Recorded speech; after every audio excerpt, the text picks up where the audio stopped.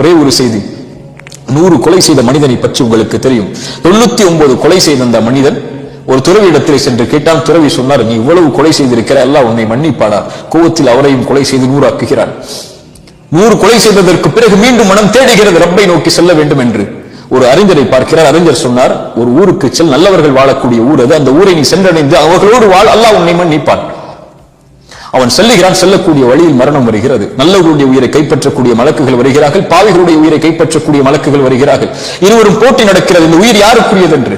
அல்லாஹ் தீர்ப்புக்காக இன்னொரு மலக்கை அனுப்புகிறான். அவர் சொன்னார், நல்லவர்களுடைய ஊருக்கு அருகாமையில் அவர் மரணித்திருந்தால் நல்லவர்களுடைய உயிரை கைப்பற்றக்கூடிய மலக்குகள் எடுத்துச் செல்லுங்கள். பாவிகளுடைய ஊருக்கு அருகாமையில் இருந்தால் பாவிகளுடைய உயிரை கைப்பற்றக்கூடிய மலக்குகள் எடுத்துச் செல்லுங்கள். அளந்து பார்க்கிறார்கள். நல்லவர்களுடைய ஊருக்கு அருகாமையில் தான் மரணித்திருக்கிறார். நல்லவர்களுடைய உயிரை கைப்பற்றக்கூடிய மலக்குகள் எடுத்துச் செல்கிறார்கள். கதை அல்ல, ரசூலுல்லாஹ்வுடைய ஹதீஸ். ஆனால் நடந்தது என்ன தெரியுமா? அவர் பாவிகளுடைய ஊருக்கு அருகாமையில் தான் மரணித்திருந்தார். மாற்றியது யார் தெரியுமா? யார் மாற்ற முடியும்? தௌபாக்களை விரும்பி அங்கீகரிக்கக்கூடியவன் மனம் திருந்தி வந்த அந்த அடியானுக்காக அல்லாஹ் பூமியின் அமைப்பை மாற்றினான்.